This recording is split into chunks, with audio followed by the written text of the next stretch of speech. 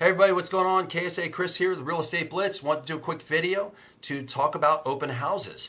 I actually had somebody reach out to me recently. They were in Texas and they were asking me, Kris, I don't have any listings.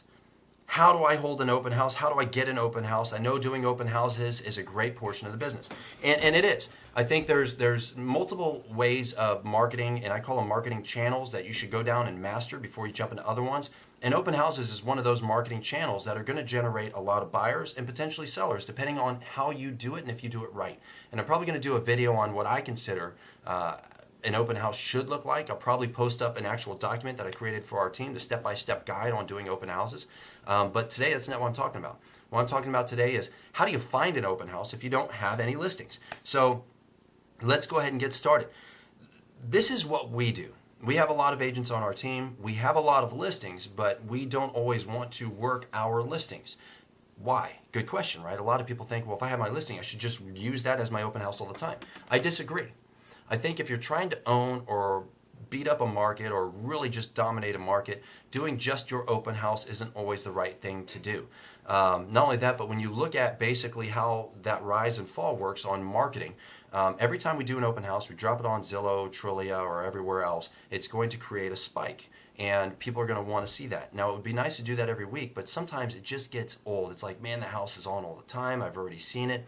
So we'll actually do a launch where we do an open house. We'll do it the following week. We take the third week off. So let's say you do have a listing, your third week off. Now what? That's where we get to. So we actually have somebody, you can do this yourself if you don't have an assistant. We have an assistant.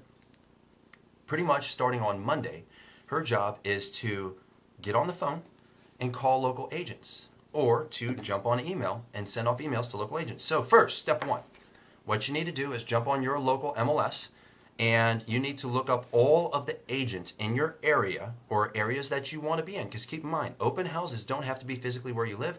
You want to be in a different area. So let's say, we have a controlling, and this is how we, by the way, this is how we expand our markets on our team.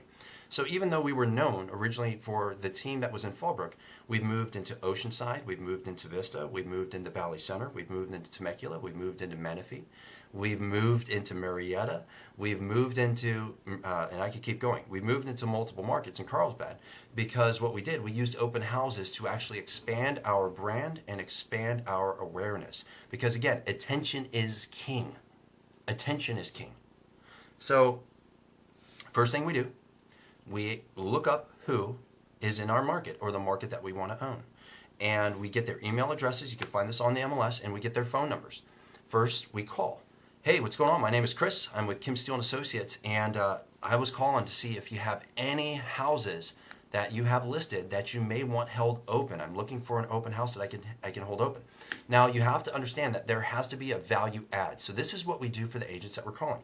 We tell them, we're going to take a detailed list of how many people came into the open house. We're going to make sure that we get that to you first thing on Monday. We're going to give you a list of how many people came through, all of the objections that they had, all of the positive things that they said, and if they're looking to buy or not looking to buy and why they aren't going to buy today. Next, we're going to do an extensive amount of marketing. We're going to market it on social media. We're going to market it on Zillow and Trulia, and we're going to ensure that we drop at least 15 to 30 yard signs, 15 to 30 yard signs in that neighborhood to push everybody to that open house. We want to get everybody there. We'll also ensure that as they walk in, they have a fantastic professional experience, and we'll keep notes of everything that's going on with that house, and we'll make sure we pass it to you so you can tell your client. So you have to understand that people that are listing, we have a ton of listings. People that list houses, they don't always have time to actually go and stand that house open, especially if they have multiple listings and they're a single agent. The other one is a lot of agents, which we see quite a bit, that have listings in different markets. They actually don't even live there. They don't even live in the market. So sometimes we'll do a reverse lookup. We'll look up what houses are listed and by who. And if they aren't in our market, we'll call them and say, look, you don't live in Fallbrook. You live in Carlsbad. Why don't you let us hold that house open and try to get it sold for you? Good idea, right? So we actually will reach out to them by phone.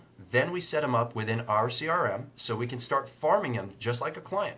We start farming real estate agents just like a client online.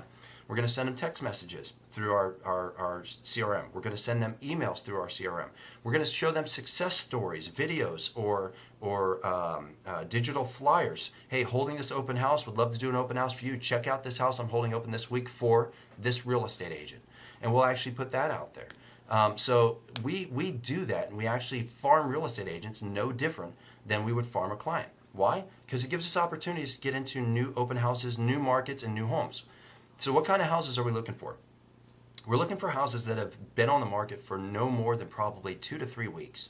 We're looking for houses that are at a very quick or very sweet price point where there's going to be a lot of action, and it's also profitable. So like in this market, anything under $500,000 is a fantastic house. So we know if we can get into a house on the first or second week at $500,000, we know we're going to get anywhere from 20 to 80 people through that open house. Those are 20 to 80 potential buyers or people that are going to look to sell. So look up the names, look up the numbers, start farming real estate agents, and get yourself some open houses. That's how you get an open house without having any listings. If you have any other questions, hit me up. Like, share, comment as usual. Look me up on Facebook. Look me up on YouTube.